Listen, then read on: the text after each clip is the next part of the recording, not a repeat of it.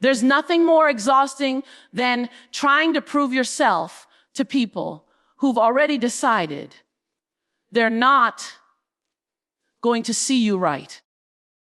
You could bend yourself backwards into every shape, speak all the right words, show all the receipts of your growth, and they'll still find a reason not to believe in you. Not because you're not enough, but because they've already made a choice about you. And no amount of performance can undo a decision rooted in their own blindness. We waste too much energy trying to make people understand us, trying to make them like us, trying to convince them that we've changed or that we're worthy of love, support, or even basic decency. And sometimes the ones we try the hardest for are the ones who see us the least. But here's the truth. When someone is committed to misunderstanding you, clarity won't help. When their heart is set on tearing you down, no amount of proof will build a bridge. And when their mind is made up about who you are, anything you do to challenge that image will feel like a threat, not a testimony.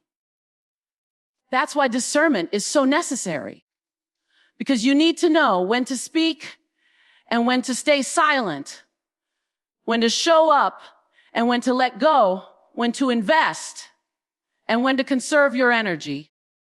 Every space isn't sacred. Every audience isn't safe. And every voice doesn't deserve your answer. Sometimes your silence is more powerful than your explanation. Sometimes the most spiritual thing you can do is not engage.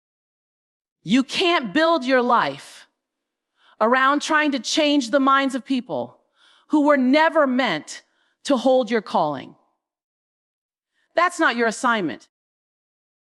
Their opinions are not your assignment.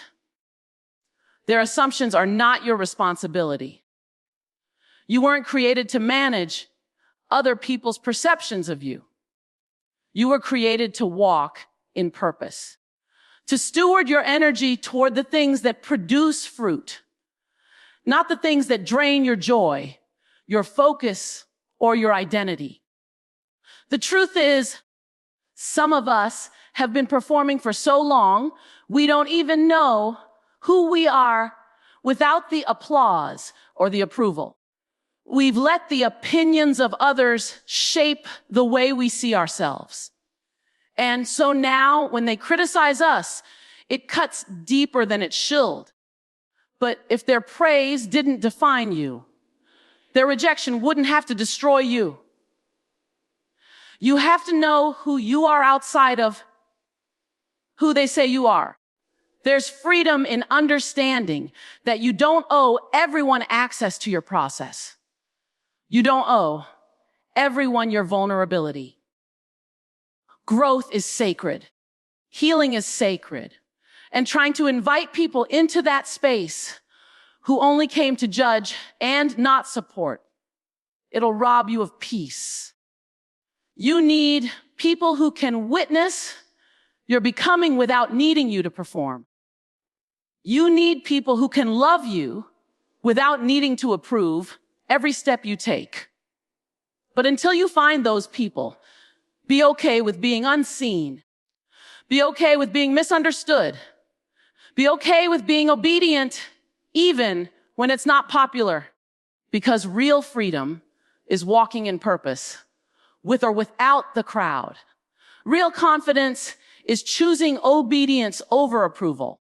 And real energy stewardship is knowing that your worth doesn't rise and fall based on how others perceive your journey.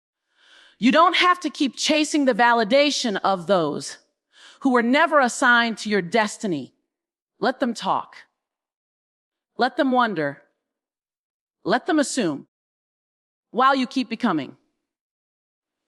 Some things just aren't worth the energy anymore. There comes a time when you've got to admit that holding on is costing more than it's helping. Some of us are out here pouring energy into things God already told us to let go of, trying to fix what's been finished, trying to resuscitate what's already been released. And in doing so, we wonder why we feel drained, anxious, frustrated, like we're doing everything right. But nothing's moving. It's not that God isn't with you. It's that you're investing your strength in something He's no longer blessing. We confuse loyalty with stubbornness. We say we're just being faithful when really we're just afraid to release what feels familiar. That relationship, that job, that opportunity, it might have served a purpose in one season, but that doesn't mean it belongs in the next. Some things are good, but not meant to go with you. Some connections are comfortable, but not called. And you've got to know the difference, because trying to fix what God has already removed will always leave you tired and misaligned. Sometimes the broken thing we're trying to fix isn't even a situation. It's a version of ourselves, a version that knew how to survive chaos, a version that lived off of people pleasing, a version that found identity in performing or striving or staying small. And when God starts pulling us into something new, we go back and try to patch up what He's trying to pull down. But if you keep holding on to what used to protect you, you'll never be able to walk in what's meant to empower you. Letting go isn't quitting. It's obedience. It's wisdom. It's recognizing that you're not the savior. You can't change what someone refuses to confront. You can't force purpose out of something that's no longer bearing fruit. And sometimes, the longer you hold on, the more you block what God is trying to bring into your hands. You can't receive with clenched fists. You've got to be open. And I get it. Letting go feels like failure when you've built your identity around fixing things.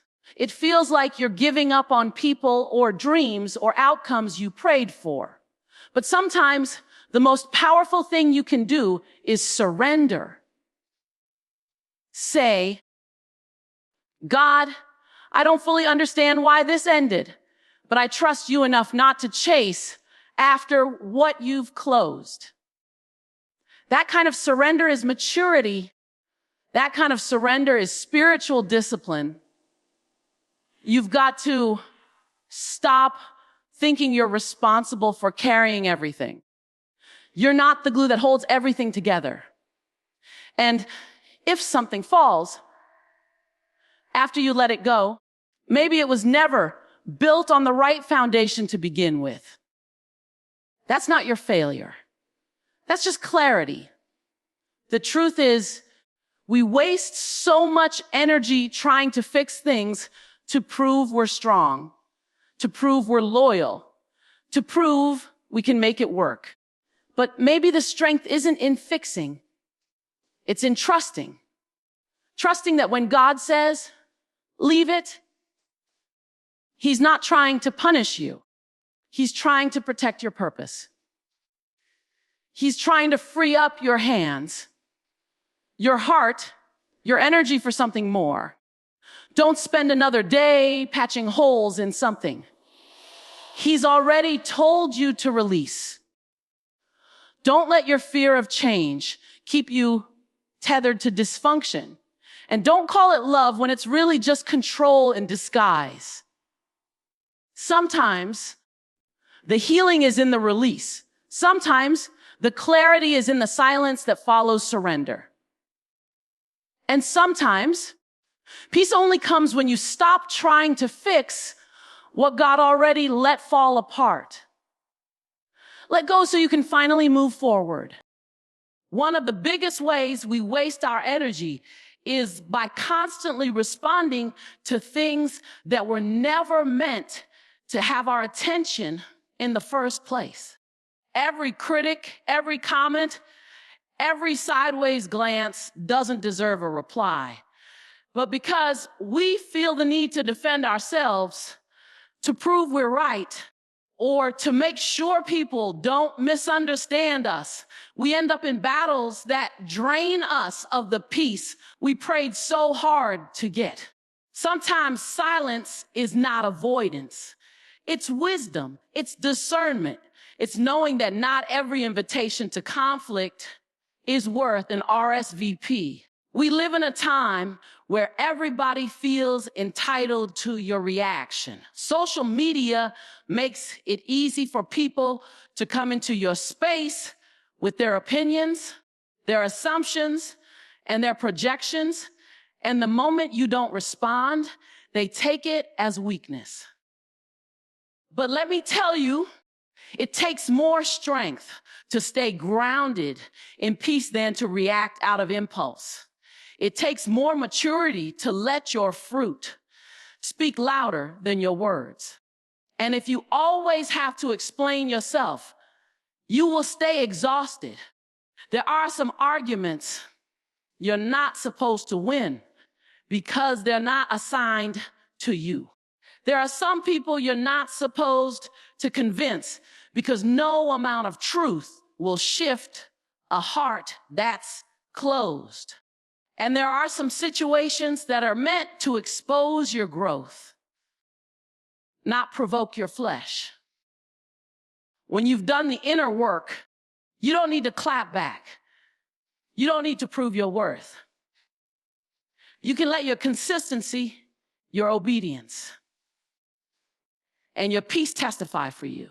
Every time you respond to unnecessary drama, you trade clarity for chaos. You step down from what you were focused on to get tangled in distractions.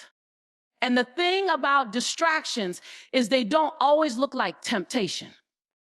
They often come disguised as something you think you need to fix. But the moment you step into that space, you're no longer protecting your peace. You're feeding your ego. And that's when the energy starts to leak. You can't afford to keep explaining yourself to people who are committed to misunderstanding you. That's not your ministry. Let them talk. Let them assume. Let them twist the story. If your character is solid, their narrative won't stick. You don't need to win an argument when you've already your freedom. And your freedom is worth more than any comeback you could offer. Some of the loudest voices don't come from outside. They come from within. That inner critic, that voice that keeps replaying what they said, keeps telling you to defend yourself, keeps pushing you to prove something. Don't let it lead you. You're not at war with every opinion. You're not at war with every challenge.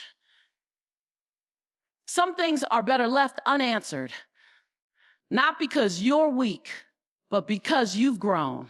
And growth knows how to choose battles wisely. Growth knows when silence is louder than noise.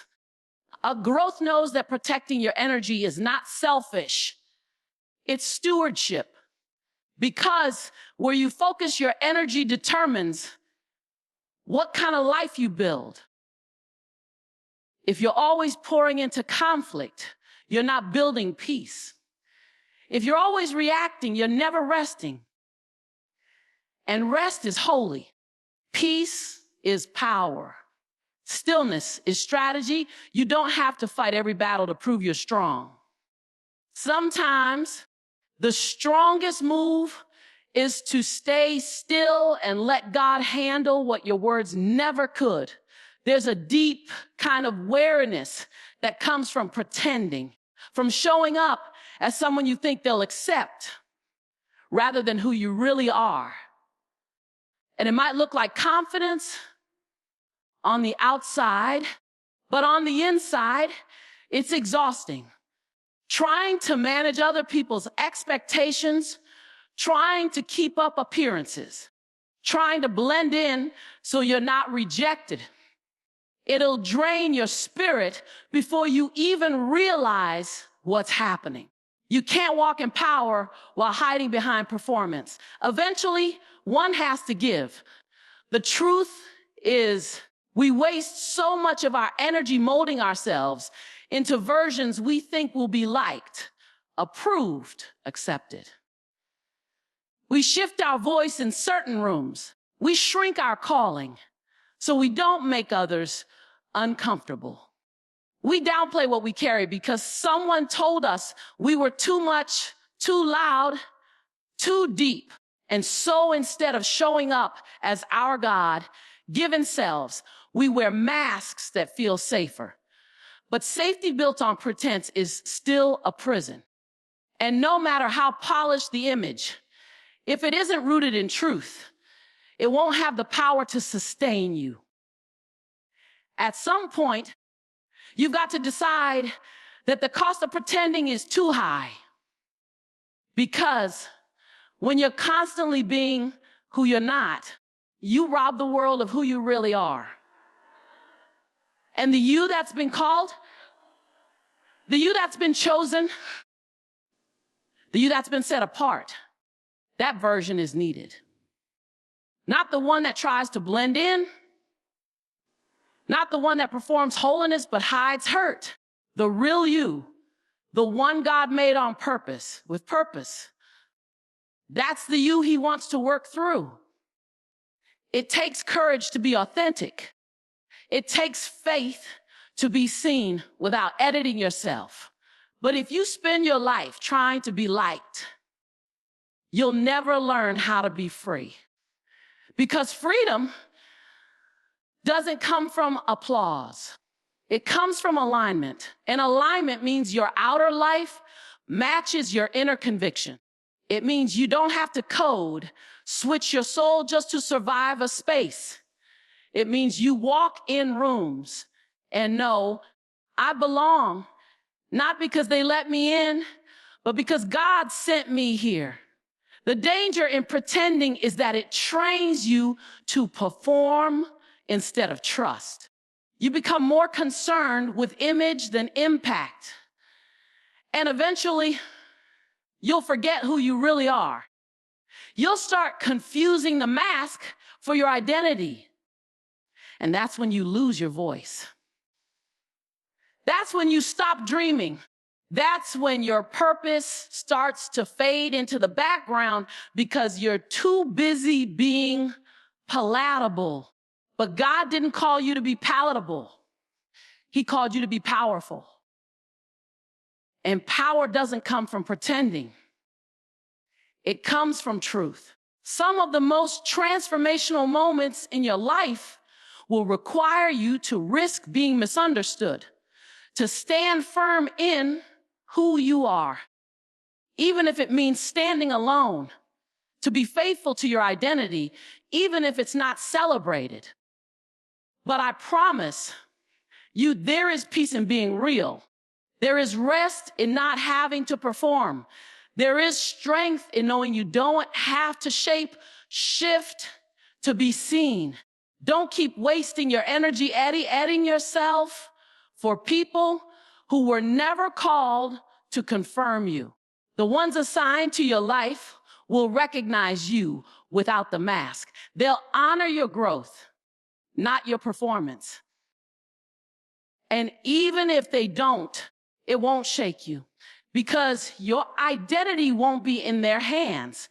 The real you is the most powerful version there is.